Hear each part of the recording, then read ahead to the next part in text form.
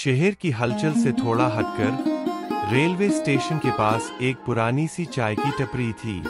लोहे का बड़ा समोवर, पुरानी लकड़ी की बेंचें और दीवारों पर चिपकी हुई चाय के दागों की परत, यही पहचान थी उस जगह की।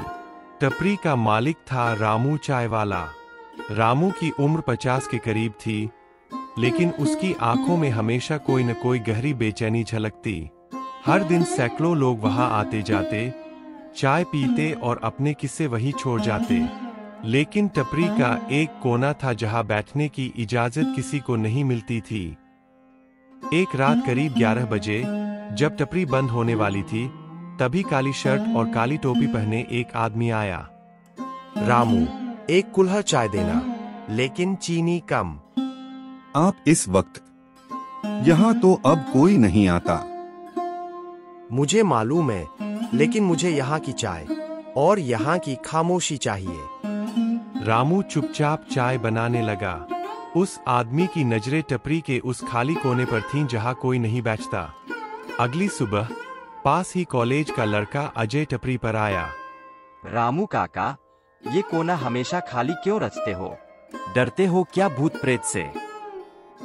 कुछ सवाल पूछे ही ना जाए तो बेहतर है बेटा। अजय को उसकी बातें खटक गईं। उसने ठान लिया कि वो इस कोने का रहस्य जरूर जानकर रहेगा। शहर में धीरे धीरे बातें फैलने लगीं। कोई कहता उस कोने में किसी की मौत हुई थी, कोई कहता वहां चाय पीने वाला कभी वापस नहीं लौटता, कुछ कहते कि आधी रात को वहां से फुसफुसाने की आवाज आती है। अजय का जिज्ञासु मन अब और बेचैन हो गया। एक दिन अजय और उसका दोस्त राहुल आधी रात को टपरी पर छिपकर बैठे।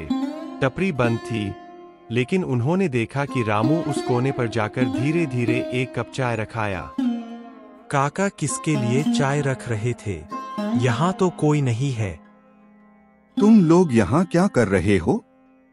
ये खेल नहीं है। अजय और राहुल डर तो गए, लेकिन अब उनका संदेह और गहरा गया। कुछ दिनों बाद अजय को कबाड़ी की दुकान से एक पुरानी डायरी मिली। डायरी पर लिखा था सुरेश। डायरी पढ़ते ही उसके रोंगटे खड़े हो गए। उसमें लिखा था, मैं रोज रामू की टपरी पर आता हूँ, वही कोना मेरा है, लेकिन कल रात जो हुआ शायद मैं बच नहीं पाऊंगा। इसके आगे कई पन्ने फटे हुए थे। अजय ने डायरी रामू को दिखाई। रामू के हाथ कांपने लगे। यह डायरी तुम्हें कहाँ मिली? कबाड़ी के पास। सच बताओ काका, सुरेश कौन था? वो मेरा सबसे अच्छा दोस्त था और उसी को मैंने मार डाला। रामू ने पूरी कहानी सुनाई। कई साल पहले रामू और सुरेश दोनों मिलकर टपरी चलाते थे। एक रात टपरी पर कुछ गुंडे आए और उन्होंने पैसे मांगे। सुरेश ने विरोध किया, झगड़ा हुआ और गलती से रामू के हाथों सुरेश की मौत हो गई। लाश को किसी ने नहीं देखा, क्योंकि रामू ने उसे उसी कोने के नीचे दफना दिया था। तब से वह कोना हमेशा खाली रहता। हर रात मैं उसके लिए चाय रखता हूँ, ताकि वो मुझसे नाराज ना हो। अजय यह सब सुन ही रहा था कि अचानक वही काली टोपी वाला आदमी टपरी पर आ गया। हर रात तेरी रखी चाय में पीता था, ताकि तुझे लगता रहे तेरा पीछा कर रहा हूँ। मुझे माफ कर दे सुरेश, मैंने जानबूझकर नहीं किया था। माफी? इतनी आसानी से? अजय और राहुल यह सब देखकर सन रह गए। सुरेश चुप रहा। उसकी आंखों में अजीब सी चमक थी।